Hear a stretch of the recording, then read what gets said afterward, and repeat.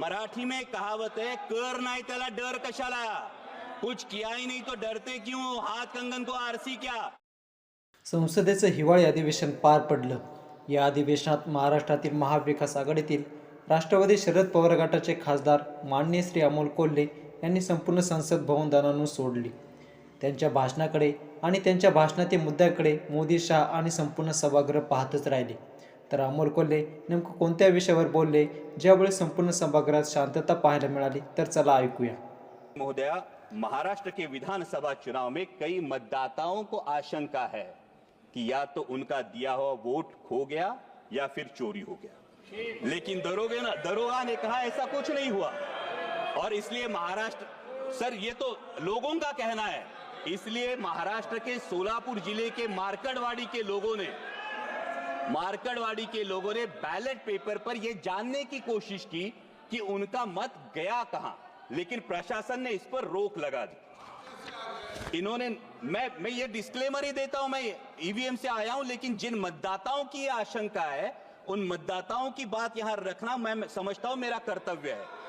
ना उन्होंने इलेक्शन पे अविश्वास दिखाया था, ना उनको फैसले पे आपत्ति थी, क्योंकि वहां पे तो उम्मीदवार जीत के आया है. फिर भी लोग जानना चाहते हैं वोट कहां गया, खो गया या चोरी हो गया. लेकिन उन्हें ये करने से मना करना, क्या ये राजनीतिक अधिकार है? अध्यक्ष महोदय, लोकतंत्र में चुनाव प्रक्रिया की बहुत अहम प्रक्रिया है. और महाराष्ट्र में विधानसभा चुनाव के बाद, जैसा मैंने कहा, मैं चुन के आया हूं ईवीएम पे, लेकिन मतदाताओं में एक संभ्रम है, एक असमंजस है और कई सारे संदेह, कई सारी आशंका है. लोकसभा चुनाव के बाद महज 6 महीनों में लाखों मतदाताओं के नाम मतदाता सूची में जुड़े हैं. और इलेक्शन कमीशन बार बार मांग करने के बाद भी ये सूची विपक्ष को नहीं सौंप रही है. उसी के साथ में जो सुप्रीम कोर्ट की गाइडलाइंस थी, जो 5% वीवीपैट कंट्रोल यूनिट और बैलेट यूनिट का वेरिफिकेशन होना था, ये सुप्रीम कोर्ट के गाइडलाइन के बावजूद अचानक इलेक्शन कमीशन ने नई एसओपी जारी की है, जिसमें ये वेरिफिकेशन नहीं होगा, बल्कि पूरी मेमोरी बर्न करके सिर्फ उसमें मॉक पोल कराया जाएगा. तो इससे असमंजस और भी बढ़ जाता है. हमारी मराठी में कहावत है, कर नाही त्याला डर कशाला. कुछ किया ही नहीं तो डरते क्यों, हाथ कंगन को आरसी क्या. और इसलिए अध्यक्ष महोदया, ये शंका उत्पन्न होती है, क्या कुछ छुपाने की कोशिश हो रही है? क्या दाल में कुछ काला है या पूरी दाल ही काली है? अध्यक्ष महोदय, लोकतंत्र की मजबूती के लिए जनता का, ये हम और उनकी बात नहीं है, सत्ता पक्ष विपक्ष की बात नहीं है अध्यक्ष महोदया, लेकिन लोकतंत्र मजबूत रहने के लिए जनता का चुनावी प्रक्रिया पर विश्वास कायम रहना बहुत जरूरी है. और चुनाव आयोग का गठन ही फ्री और फेयर इलेक्शन के लिए हुआ है. इसलिए आपके माध्यम से मेरी दरखास्त है कि 5% ईवीएम में मॉक पोल की जगह वोट वेरिफिकेशन कराया जाए और साथ ही में चुनाव प्रक्रिया में अधिक पारदर्शिता लाने के लिए ईवीएम का लॉग डेटा उम्मीदवारों को दिया जाए. अध्यक्ष महोदय, ये तो मानना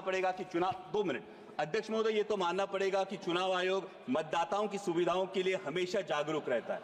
लेकिन जैसे रेस्टोरेंट में जाने के बाद हमारे पास विकल्प होता है कि हमें नॉनवेज खाना है या वेज खाना है, तो मतदाताओं के पास विकल्प क्यों नहीं? उन्हें मतदान बैलेट पेपर से करना है या ईवीएम से करना है?